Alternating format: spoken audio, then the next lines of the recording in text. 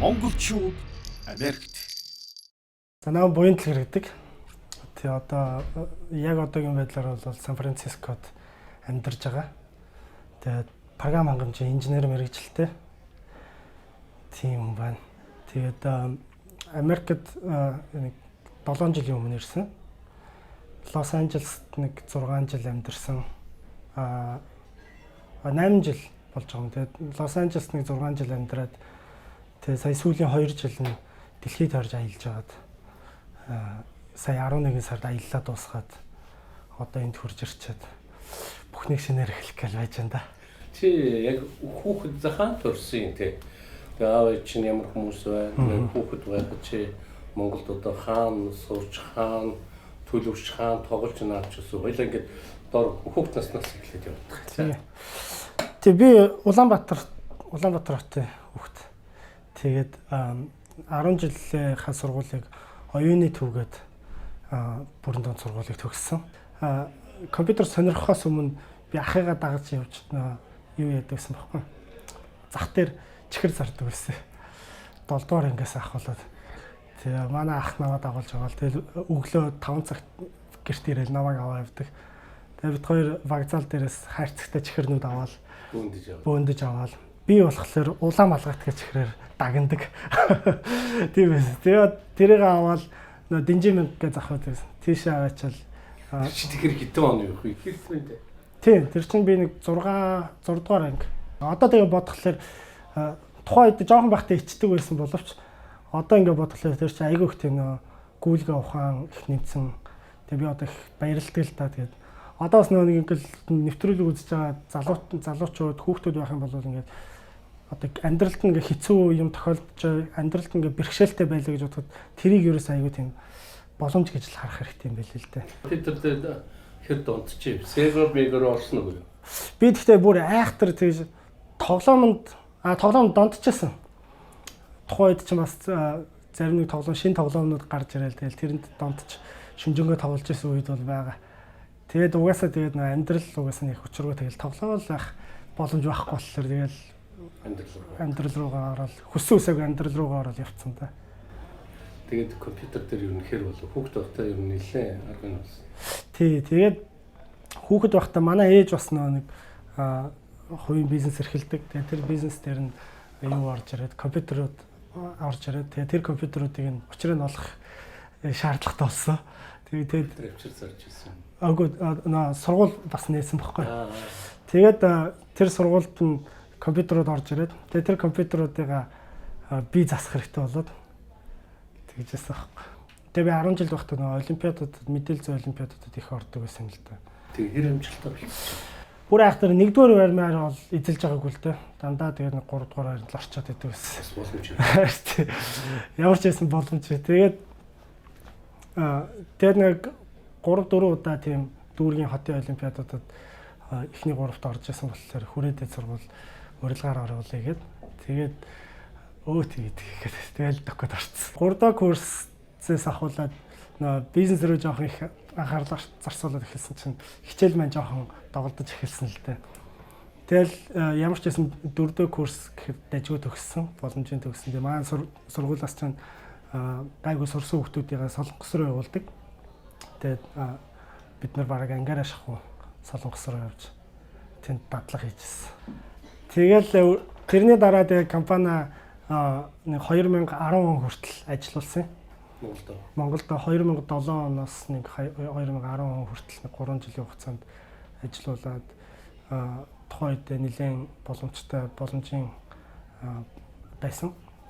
Тэгээд хажууднаас сургалтын төв нээгээд ажиллаулж агаад тэгээд 2010 онд болохоор би юу яа гэж бодоод гадагшаа явж сурах гэж бодоод хамгийн гол нэг тэр үед Монголоос ингээд нэлээд боломжийн том ажлууд аваад идэг.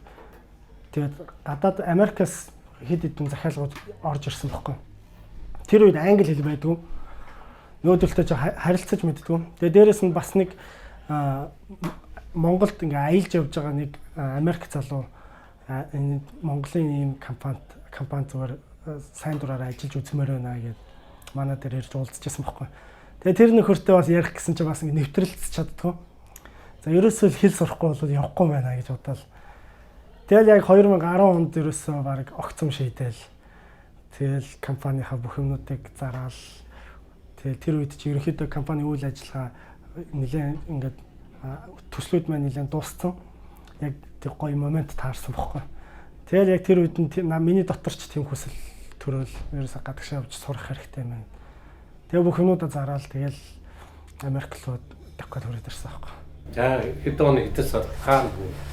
2010 оны сүүл хавцаа Лос Анжелес руу явсан. Ерөнхийдөө Лос Анжелес руу ирсэн. Тэгэхдээ тэрнээс өмнө Чико гэдэг хот мэт шүү дээ. Чикод хэлний сургуульд Чикод Калифорни их сургууль гэж байдаг. Тэнд очиж сурах гээд явсан л да. Тэгээ тэнд очиж ажиллаад ихний хэдэн сар тэндээ сураал ажиллаад ажил байхгүй. Тийм жижигхэн тосгон 30-40 мянган хүнтэй тосгон байхгүй. Тэгээ тийм тосгонд чинь ажил олдно гэж байхгүй шүү. Гадаад явагдана. Тэгээд зөвхөн одоо их сургуулийнхаа кампус дээр ажиллах хэрэгтэй. Ажил олдохгүй. Одоо яах вэ гэвэл тэгэл нэг Монголоос камалж ирсэн $2000 нь дуусч байгаа юм байна зү. Тэгээ одоо яад юм бэлээ гээл. Тэгэл за ерөөсөө олон хүнтэй газар очих хэрэгтэй юм байна гэж бодлоо. Тэгэл Лос Анжелес руу хөлгийн жалаа залсан да. Сургуулаа өргөсөн. Сургуулаа тэнд сургуулаа Лос Анжелесийн сургууль руу шилжүүлээд. За. Тэгээд энэ жижигхэн хүмүүстэй газар байгаад ах юм бол би чинь зүгээр ингээд би ч одоо зүгээр ингээд баян айлын хүүхэд биш болохоор өөрөө өөрийгөө болгох хэрэгтэй байдаг. Тэгээ ард бас ихчдүү мүгээ бас анхаарах хэрэгтэй байдаг. Тэгээд мөнгө олох хэрэгтэй байдаг. Тэгээд сурах хэрэгтэй байдаг. Ингээд давхар ачаал ороод ирчихэж байгаа байхгүй. Тэнгүүт чинь ерөөсөө тийм олон хүнтэй газар очиж ажиллахгүй бол болохгүй. Тэгээд хажуугаар сурахгүй болохгүй байна. Тэгээд Лос Анжелес руу очив. Тэгээд Лос Анжелес сургуулаад сураад төгсөөд тэгээд хамгийн гол нь сургуулаа тэнд очингуудаа очиод баг нэг сарын 2 сарын дараа ажилд орсон. Тэр ажилд орсон түүх бас их сонирхолтой. Инэттэй ч юм уу. Би нэг Монголд ч одоо ингээд яг тэр үед Монгол бизнес хийжсэн 22-т л хөгжсөн. Тэгэл Монголд ч бизнесүүдтэй уулзахдаа дандаа ингээд костюмтой тий аюу тийм лаг харагдаад очиж шүү дээ. Босс маягаар очиод. Тэгээ би тэр үед нэг юм дипломат хөнгөтэй. Яг Монголынхаа тэр ирчээрээ ингээд стилээр Америкт төрөөд ирсэн. Тэгэл за энэ тентхийн компаниуд руу ажилд орох гол аплайдаал. Тэгээ Лос Анжелес нэг компани дээр яваад очсон чинь эхлээд имэйл бичсэн чинь нөгөө хүмүүс чинь хүрээд ирээ уулзъя гэлдэхгүй. Тэгэл за компани ажилд орох гэж байгаа гэл. Тэгээ би чинь байдгаар гоё дээрээ тавиал нөгөө хар зүггээ барайл чика нөхөрл давхад очиж байгаа байхгүй. Тэгээ яваад очсон чинь нөгөө Лос Анжелест Industry City гэж байдаг нэг үйлдвэрлэлийн одоо тийм хот маягийн. Тэгээ тэнд бол ерөнхийдөө л тийм костюмтэй хүмүүс нэг харагддаг байхгүй. Тэгээ яваад очсон чинь нэг еврей өвгөний нэг компани байна л да. Энэ гэрлийн ламп үйлдвэрлэдэг үйлдвэр байгаа байхгүй. Тэгээ тэр үйлдвэр маркетингийн менежер ажилд авна гэдэг. Тэгээд одоо ерөнхийдөө вебсайт, имэйл тэгээд үйлчлүүлэгч нарыг нь хариуцж ажиллана гэдэг. Тийм нэг компанид ажилд орох гээд. Тэгээ яваад очсон чинь айгүй тийм костюмтэй нөхөрл яваад орсон байхгүй. Тэгээ ажилч нь ингээл дандаа ингээл нөгөө гэрэл мэрлээ ингээл энэ тэн зөөж мөгөөл хайрцаг савлж мовлоод нэг тийм уур амьсгал руу давхад орчиж байгаа шүү дээ.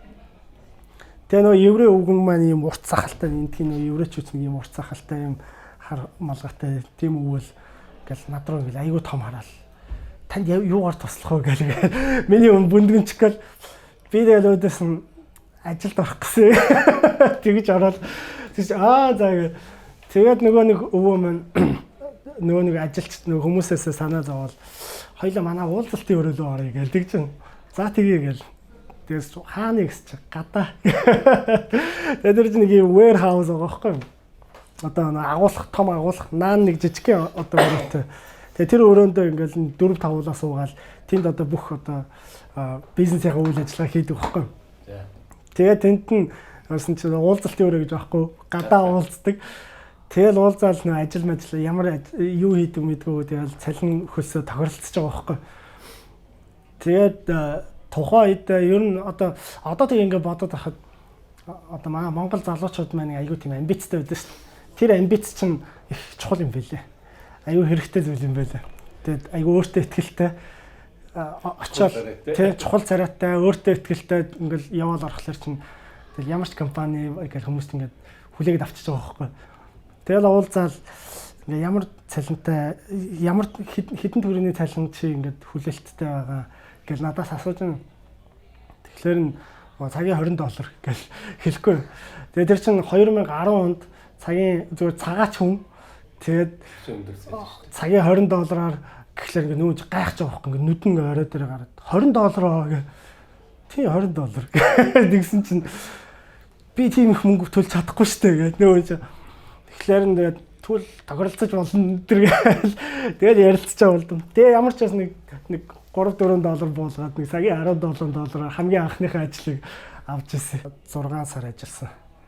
Тэгээ тэрний дараа дахиад Лос Анжелес нэг IT-ийн компани руу ороод тэндээсээ дахиж цалингаа өсгөөд ингээл очиод дарга нартай ингээл наймаалцаал өөрийгөө худалдаал яваад байгаа байхгүй. Би тэдэн одоо юуны цагийнхаа үнэлгээг өсгөөл одоо өмнө тэндээс ийм чадвартай гэдгийг илэрхийлээл үзүүлж харуулах юмнуудаа үзүүлээл хийсэн юмнуудаа үзүүлээл тэгэл Лос Анжелесийн даунтаунд хотын төвд нэг IT-ийн компанид орж ирсэн.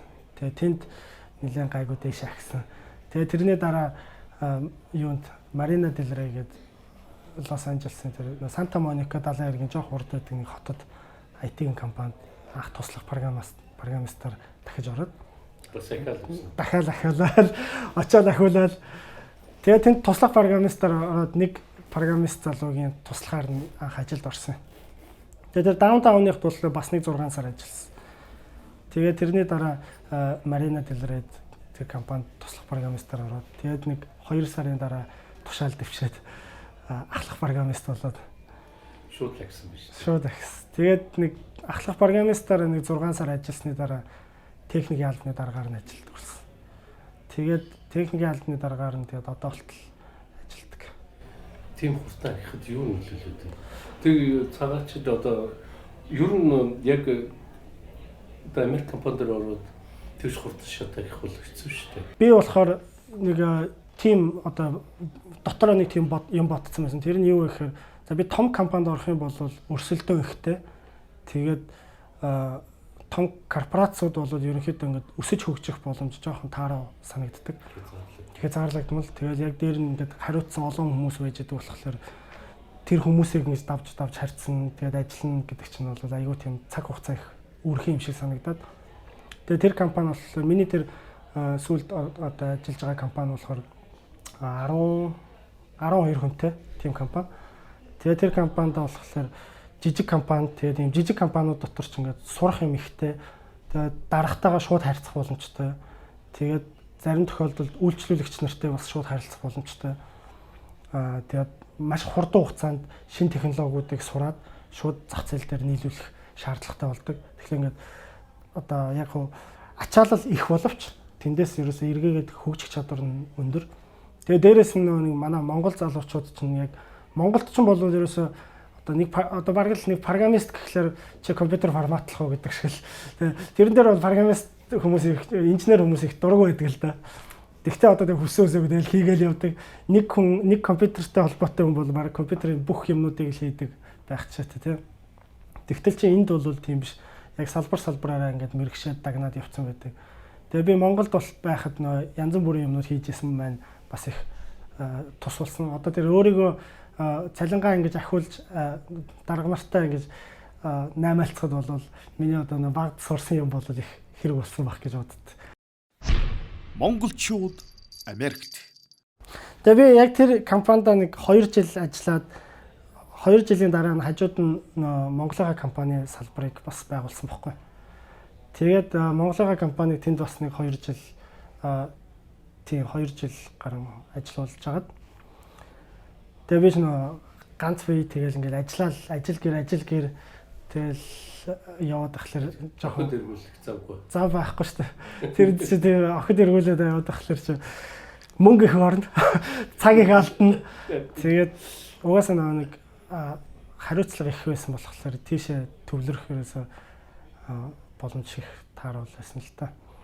Тэгээд яг нэг юм циклд их удаан ингээд явчихлаар сүүл рүүгээ ингээд нэг өөр орчинд ормоор санагдаад амьдралынхаа хэв маягийг өөрчилмөр санагдаадсан байхгүй.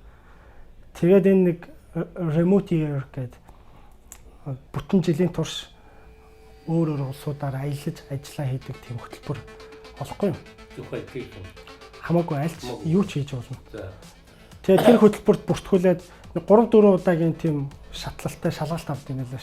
Шалгаад ярилцлага аваад тэгээд тэрэнд нь тэнцээд тэр аялалд хамрагдахаар болсон. Тэгээд тэр аялал нь болохоор ерөнхийдөө нэг 70-аас 100 хүнийг бүртгүүлж аваад тэгээд нэг юм баг болгоод тэгээд хамтдаа амьдраад өөр улсуудаар ингээд цуг аялаад хамт аялаад ажиллаад ингээд явдаг тийм.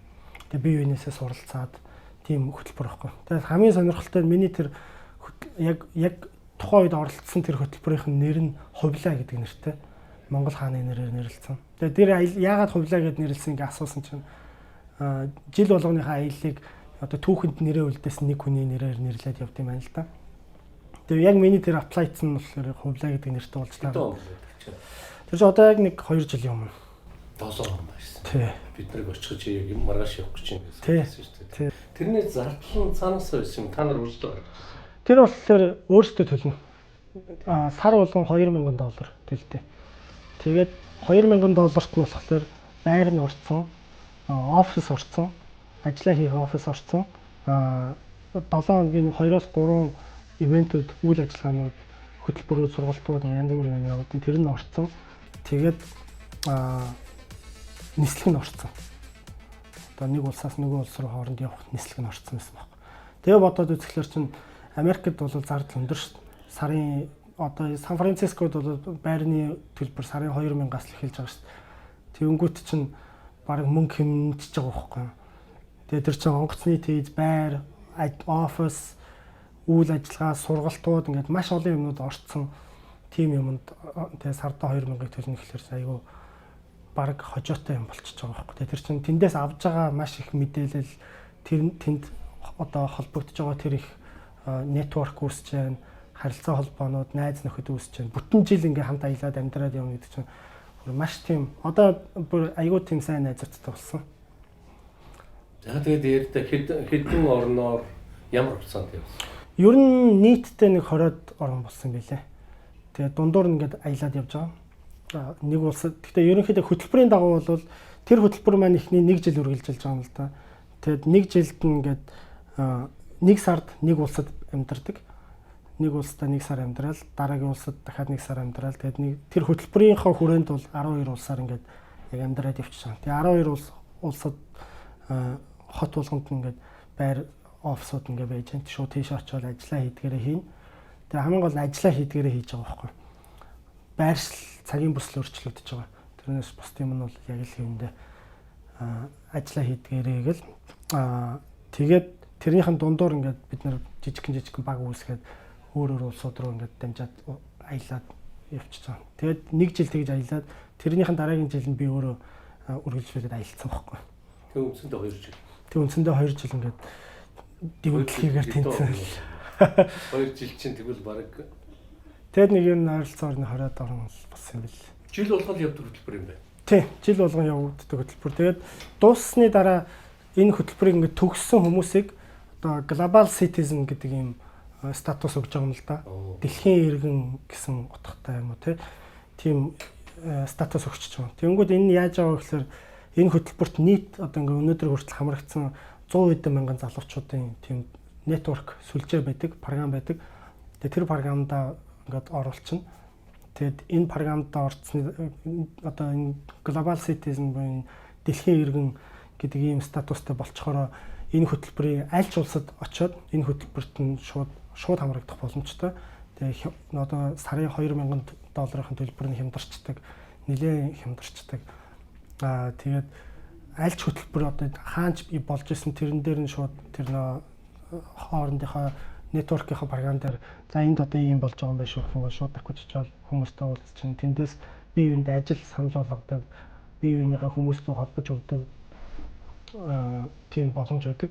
Тэгээд ийм дэлхийн иргэн болцсон хүмүүсээр энэ хөтөлбөр рүү ингээ хамраг одоо зурчлуулах юм бол бас тэр шинэ орж байгаа хүнийхэн сарын төлбөр зузардаг тийм боломжтой. Зүгээр өөрөө ингээд бүртгүүлэх юм бол илүү үнэтэй болчдөг. Тэгэхээр чи яг энэ анхныхаа бүртгэл хийхдээ $5,000 барьцаа өгдөг байхгүй. Тэгээ тэр мөрнөөс нь хямдарчдаг. Тийм давуу талтай. Дэлхийн бүх улс орны залуучуудад одоо яг дэлхийн хавтгай юм шиг бүх мэдээлэл хоорондоо нөхрүүлж бизнесээ сурч хамтран ажиллах боломжийг олох зорилготой юм байна да тийм. Одоо нөө сүүлийн үед дижитал номад гэж ойлголт байгаа тий. Одоо цахим нүүдэлчин гэж монголоор бууж байгаа. Тэнгүүд энэ маань болохоор нөө бидний ажил өнөөдрийг хүртэл ингээд ажил бизнес яаж явагддаг байсан бэ гэдэг энэ ойлголтыг эвдэж байгаа байхгүй. Заавал яг л офис нэг конторт байрлал нэг дөрвөлжин ханы донд байгаа л тэгэл мөнгө төлөөл ингэж ажиллах хэрэгтэй гэж интернет байж байгаа цагт ерөөсөө бид нар ямар ч одоо өөрсдийнхөө яг тэр хэрэгтэй програмуудаар интернетийн хурдаар энэ бүх юмнуудыг ашиглаад дэлхийн хаач ажил хэрэгэ үр бүтээлтэйгээр явуулах боломжтой гэдгийг бүр ингэж гаргаж ирж байгаа юм л да. Тэгээд бидний намайг тэр энэ хувлаа гэдэг багт аялж хахад нэг 40% нь программист хүмүүс байсан. Тэгээ нэг 20-30% нь дизайнер хүмүүс байж байгаа. Тэгээ үлдсэн хүмүүс нь болохоор маркетингийн менежерүүд, хуульч, DJ хөгжмийн DJ хүн байгаа, бүжигчин хүн байгаа, массажист хүн байж байгаа. Ийм олон хүмүүс байж байгаа. Тэнгүүд ингээд их сонирхолтой асуулт үүсэж байгаа. Тэр хүмүүс бол яаж энэ мөнгө олоод ингээд яваад байгаа юм бэ? Тэнгүүд одоо жишээ нь тэр DJ хүн болохоор улс болгонд ингээд урьдчилаад том клубүүдтэй гэрээгээ байгуул өгөөд мөнгө олцдог байх читэй. Массажист хүн болохоор хөтөлбөрийнхөө дунд явж байгаа тэр чинь 100 хэдэн хүнгээ явуулахлаар чинь өөрөө нэг хөтөлбөр гаргаад ирж байгаа. За би та нарт ийм үйлчлэгээ үзүүлнэ шүү гэдэг. Хямдралтай үнээр ийм үйлчлэгээ үзүүлнэ шүү гэдэг хөтөлбөр гаргаад ирж байгаа. Тэнгүүд чинь тэр 100 хэдэн хүн чинь ингээд нэг нэгээр бүртгүүлчихлээр чинь тэр хүний барыг сарын зардлыг ингээд нөхөөл явчихсан байхгүй. Тэр хүмүүс чинь бүгдээр ингээд компьютерээр ажиллаж байгаа аюул олон хүмүүс байгаа чинь бүгд ингээд массаж хийлгмээр санагдана ингээд ядарн тэр үед ингээд нөгөө хүнтэйгээ массаж хийлгэж чинь би Сан Францискод хэсэг амьдрах байх гэж би бол одоогийн байдлаар бодож байна. Гэхдээ мэдэхгүй байна. Хаашаач явж магадгүй. Монголчууд Америкт